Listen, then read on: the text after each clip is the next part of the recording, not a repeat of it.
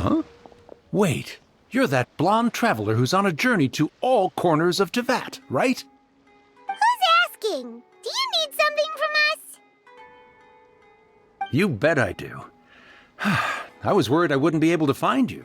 I have a letter for you, you see. It's from another Outlander.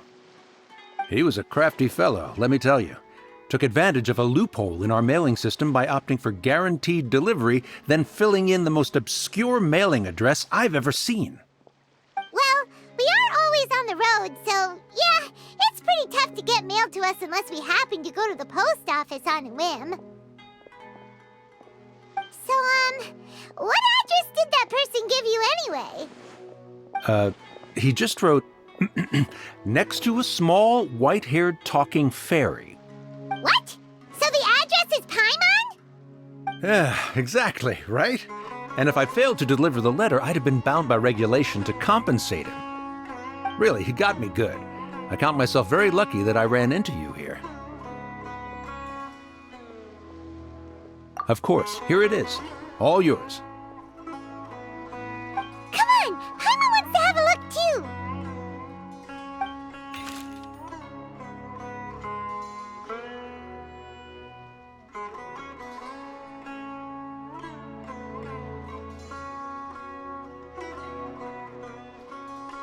KAEYA, huh? So he's here in SUMERU. Now that Paimon thinks about it, Crafty does describe him pretty well. From what he wrote in the letter, it looks like he didn't think there was much chance of it reaching us. Or maybe he's just being sneaky. Do you think he's making this sound like a miracle of fate so that we'd have to go meet up with him? Yeah, you're right. It's always nice to see old friends. The letter says that he hangs out at Jafar Tavern every afternoon. Perhaps we should drop in on him then, huh?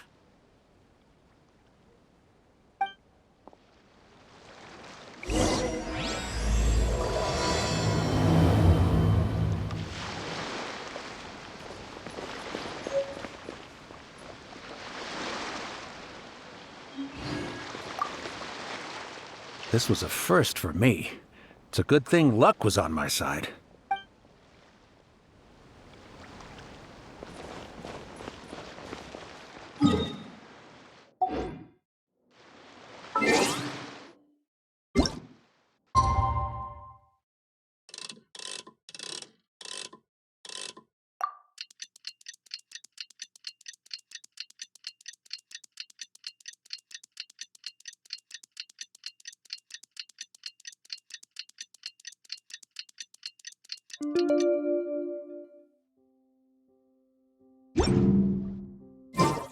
KAEYA should be at Jafar Tavern right now. Let's go see him.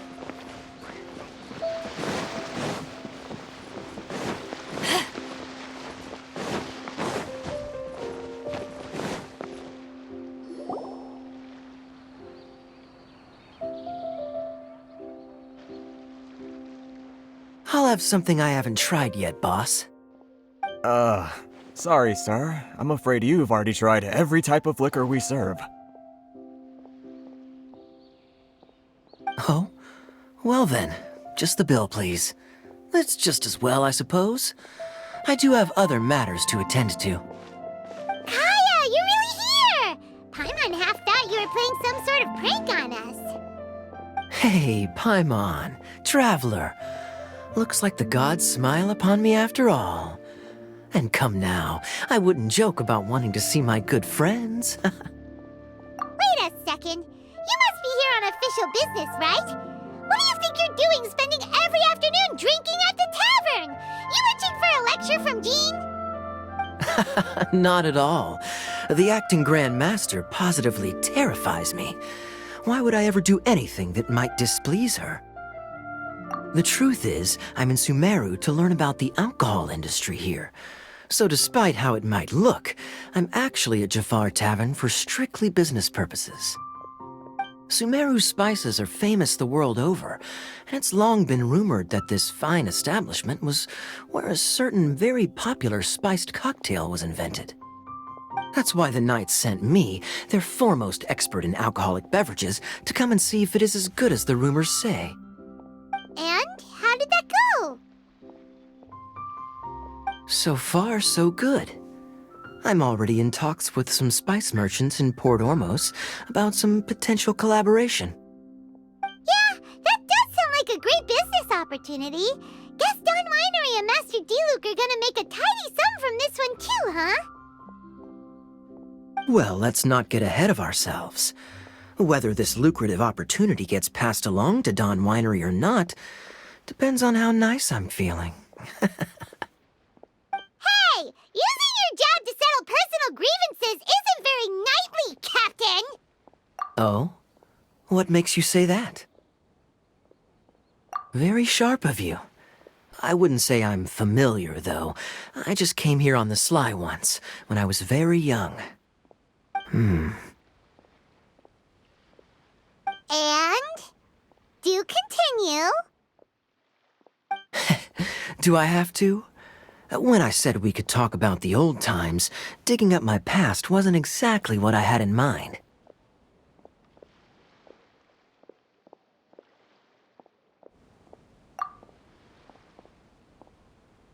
Well, all right, since you're so interested.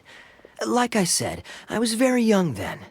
Don Winery had only just taken me in. I overheard my adoptive father talk about sending a team of merchants to SUMERU during a business meeting. I'm sure you'll agree that everyone's curious about their roots on some level. And my roots? They're in KAEYA, which is said to have been located deep underground, somewhere near SUMERU. And so I stowed myself away amidst the cargo, and silently joined the merchant delegation on their trip to SUMERU. But it wasn't long before the merchant delegation received news that I'd gone missing. Their leader promptly found me, and before I knew it, my adoptive father was dragging me back home by the ear. It was a short-lived adventure. Sorry I don't have a more thrilling story for you. Honestly, not much. The only reason I knew that KAEYA was near SUMERU is because I happened to read that in a book when I was young. My life had less and less to do with KAEYA as I grew up, and so I started caring less as well. I used to believe that I had inherited some sort of duty from my father. But then I began to wonder. Maybe my father left me in the peaceful land of Mondstadt for no other reason than simply to give me a happier life. A happy life sounds good to me, of course, even if it means being cut off from certain things. This is obviously all speculation. Simply put, I'm afraid that I'm not particularly in the know on this topic. These days, my surname, Alberich, is probably the only link to KAEYA that I have left. One death afternoon, please, boss. Tell me, what do you know about the significance of that name, Alberich? Dainsleif? Ah, you've decided to join us. I was wondering how long you planned on listening in. I believe I've seen you before in Mondstadt. Dainsleif, if I'm not mistaken. So you remember me. Then we are already acquainted, KAEYA Alberich, descendant of the Abyss Order's founder. Huh? What? I take it that you weren't aware of this until now, KAEYA. Or you wouldn't have been so forthcoming with your surname. Oh my. That's quite a lot of baggage for a surname, isn't it? Though I must say, it does confirm an old suspicion of mine. I suppose that was why my father left me in Mondstadt after all. I'm surprised that you take me at my word without the faintest hint of skepticism. Well, perhaps what you told me just happens to answer some questions I carry in my memories. And in any case, I recognize your eyes. You're a pure-blood Conrian, aren't you? Very clever. Forgive me for being direct, but I sincerely hope this new knowledge doesn't change anything. If you've already let go of your ties to the past, then keep it that way. KAEYA, you're not involved with the Abyss Order in any way, are you? Hey, hold on now. This conversation has taken a rather sudden turn for the deadly serious. And I'm afraid that as someone from Mondstadt, I'm not accustomed to this sort of atmosphere. So what if I know my ancestry? Do I strike you as the type who would be bound by that kind of thing? Relax. I'll be just as delighted to hunt down the Abyss Order tomorrow as I have always been. Either way, looks like we're out of time. I've got a spice merchant to meet in a minute, so I'll leave the three of you to carry on the conversation without me. Well, alright then. You go do your thing, KAEYA. See you around. And Dainsleif, no need to listen in from the sidelines next time we meet. Let me buy you a drink. You don't really trust him, do you, Dane? You're both from Conria, but you get on like oil and water. The fact is, I still do not know him well. It would be meaningless for me to jump to conclusions. But can a person truly be unaffected by their ancestry? This remains to be seen. Well, I suspect that they call your sister their princess, precisely because there is a succession of sorts. Oh, so if she was the founder, she'd be the queen, right? I mean to investigate the Loom of Fate. Do you remember that name? Yeah, the Abyss Order's evil plan! We learned about that back in Not new. Not exactly. My memories suffer from erosion. But while I was recovering my health recently, I suddenly remembered something. Your sister, she mentioned the Loom of Fate back when we traveled together. Apparently so. I was also quite surprised when these memories tallied up.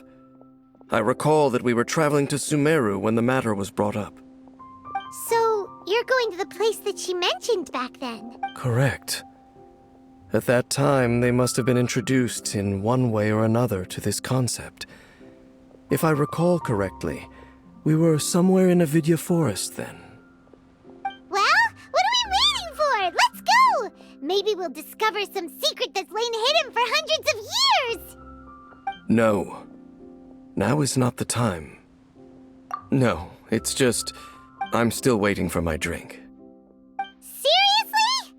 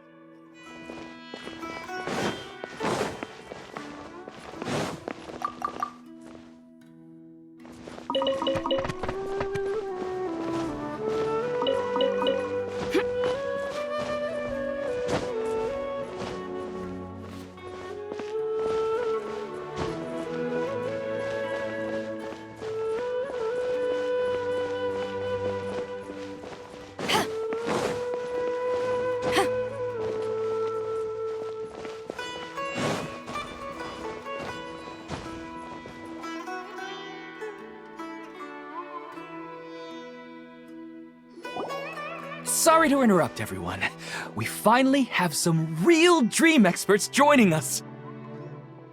Esteemed experts, this way, please. Ahem.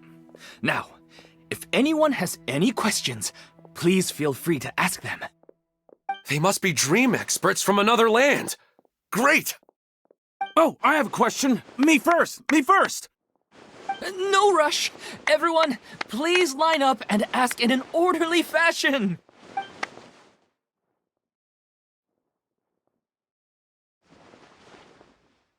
Whoa. Paimon didn't expect them to be so enthusiastic. My question is simple. My everyday life is very difficult, so I would like to become a slime in my dreams. How can I do that?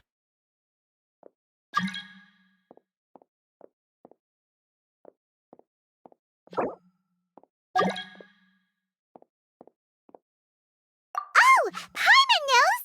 Paimon's had this kind of dream before, so she knows a thing or two. The first time, Paimon became an animal slime. Paimon was shot by an adventurer's arrow and flew in the sky all night long. The second time, Paimon became a dendro slime. A group of kids thought Paimon was a radish and pulled out all the grass on her head. Oh, it was super painful. The third time, Paimon became a cryo slime. In the end, Paimon was captured by a chef and turned into a smoothie. And the fourth time, Paimon became a powerful Geo slime and went to take revenge on the forest boar that used to bully Paimon. But then the boar showed up with all of its relatives and Paimon lost again. Wait, why did all of your dreams end so tragically? Because slimes are monsters, even though they look cute, they usually cause trouble and end up getting killed by adventurers. Things don't tend to end well for monsters. Believe Paimon. I suppose you're right. They are monsters, after all. I just want to experience a different life, but it seems that becoming a monster would be even worse than my current life. Maybe I'd be happier if I became just a regular Finch. Or Looks like being an expert is way easier than Paimon imagined. Next! Oh, it's my turn. Esteemed expert, I want to know what posture I should sleep in so I can have the same dream as the one I had last night. Well? Hey, you're supposed to be helping. First, why don't you tell Paimon about the dream you want to have again? Oh, it's quite ordinary. I sat and chatted with my wife on a sunny day, listening to the breeze blowing through the valley. Why don't you just find your wife and talk with her? There's no need to wait for a dream. Well, unfortunately, she passed away. Oh, sorry. Paimon shouldn't have assumed anything. No, it's fine. I didn't make that clear. I just want a chance to see her again. Yeah, it's not really about posture. What you think about right before falling asleep is probably way more important. Oh, is that all I have to do? Think about it. If you're the one thinking about her, and you're the one that'll be dreaming about her, then it'll be easier to connect your thoughts and dreams. You do have a point. I'll give it a try tonight. Thanks for your wise advice. Oh, my turn, my turn. I want to know the name of the plant in my dream. I want to bring the souvenir box to my room into my dream. I dreamt of a raven flying over the wasteland last night. Does that have any kind of special meaning? Hey, no rush! One at a time!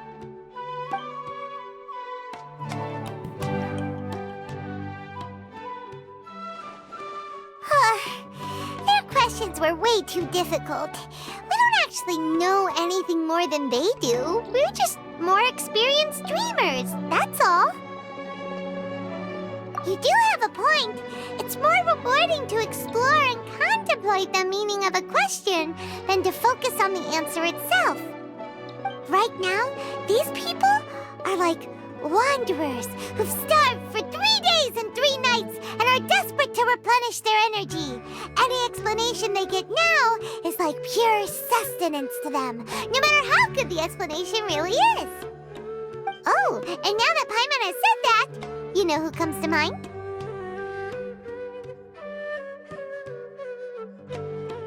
Bingo! If she was here, she'd probably be making some similar analogy. Unfortunately, she's super busy right now and may not have time for gatherings like this. Dear experts, we have another guest who would like to consult you. But you saw how we answered all the questions just now. We're not really all that knowledgeable. Ah, but this guest is rather special.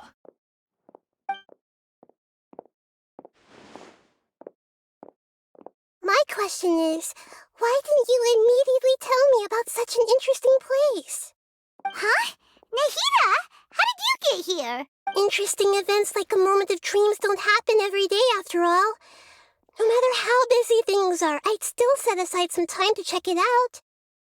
Anyway, I really didn't expect to meet you here. Oh, right! If there's anyone that understands dreams, it's you! You should be able to help us answer all these questions. You're not wrong. All right, they can ask me anything. The more interesting, the better.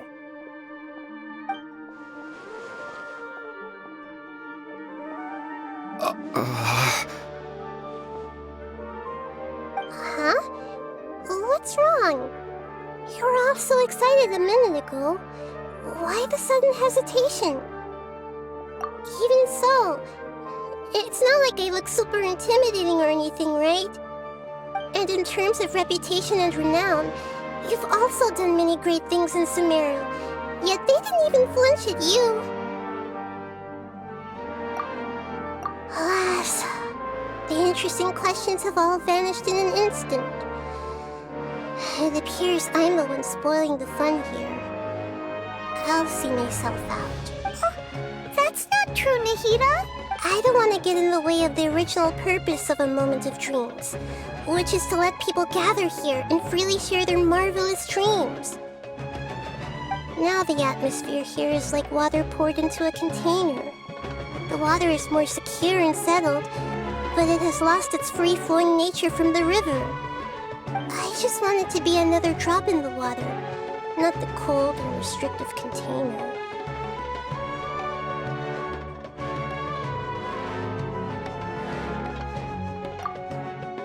She's sulking.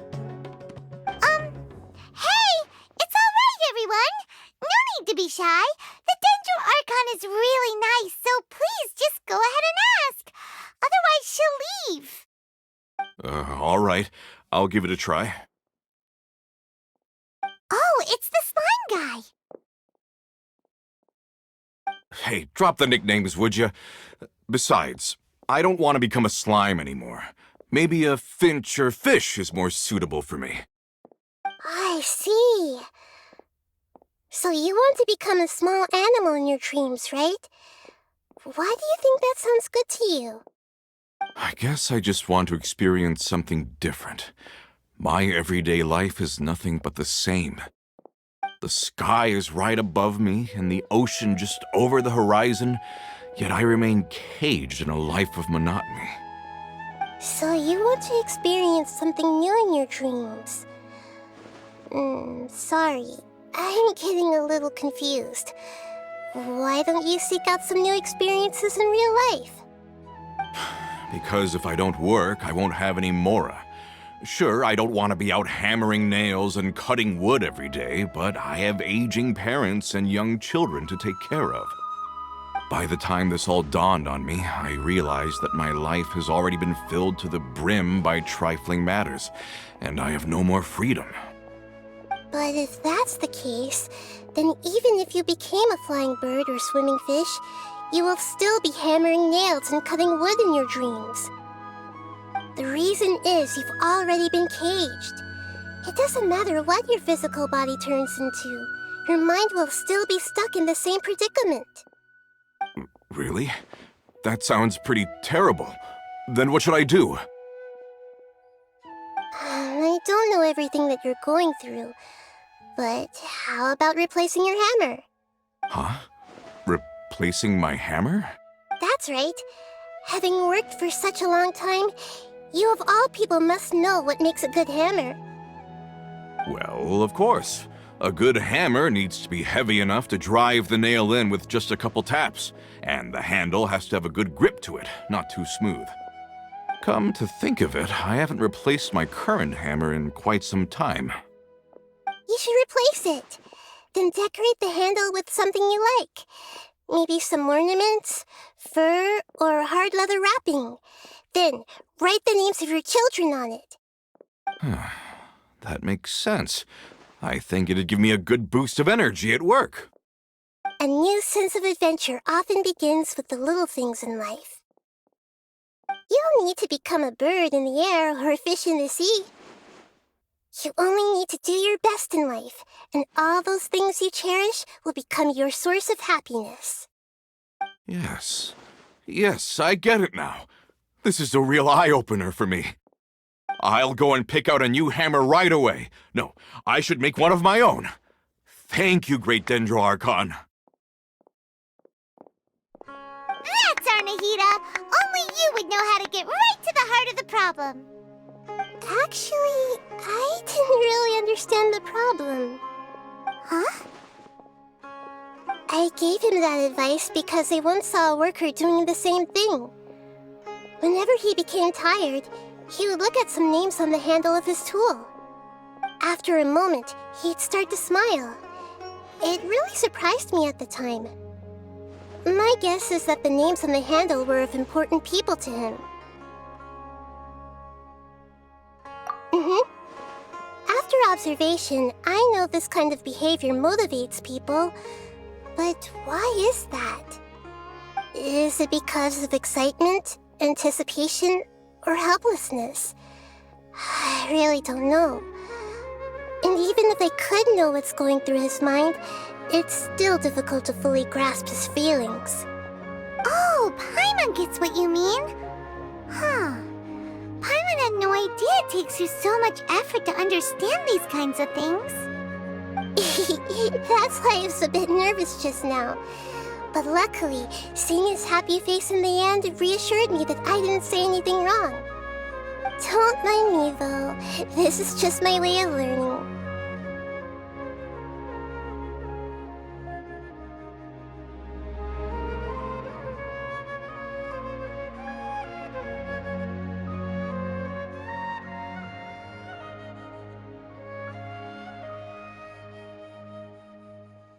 Hey, don't forget about Paimon!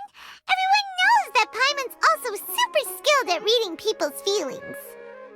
Thanks, you two. That makes me feel a lot better.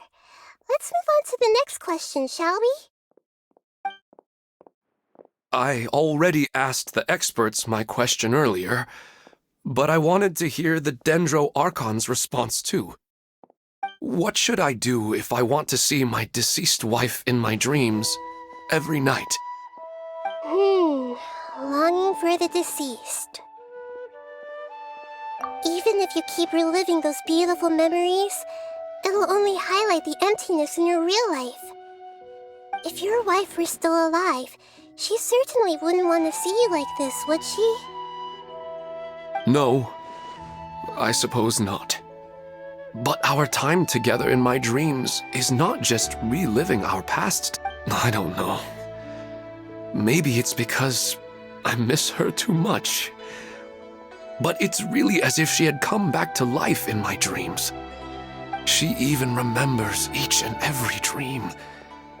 After I wake up and then continue dreaming again later, we can pick up our conversation right where we last left off. That's really amazing. Statistically speaking, continuous dreams are extremely rare. It's almost as if my wife has obtained a second life in my dreams. But the more vivid she appears, the emptier I feel and the more painful it is when I wake up.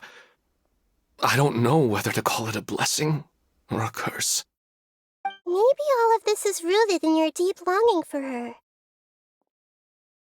Were there any unresolved matters or regrets between the two of you? I don't know. I suppose my biggest regret is that I couldn't spend the rest of my life with her. I really felt like I was ready to move on. I wouldn't be so hesitant now if it weren't for these hyper-realistic dreams I've been having. Huh. You know, they say that whatever's on your mind is what goes into your dreams. But dreams are, and will forever be, just dreams. We are people living in the real. It's not good to be overly obsessed with dreams. All it'll do is. Yes, I know. That's why I'm also a little disappointed in myself. I still need to take care of our child. And it's probably not good to let her see me in such a state. Anyway, thanks for your advice, Great Dendro.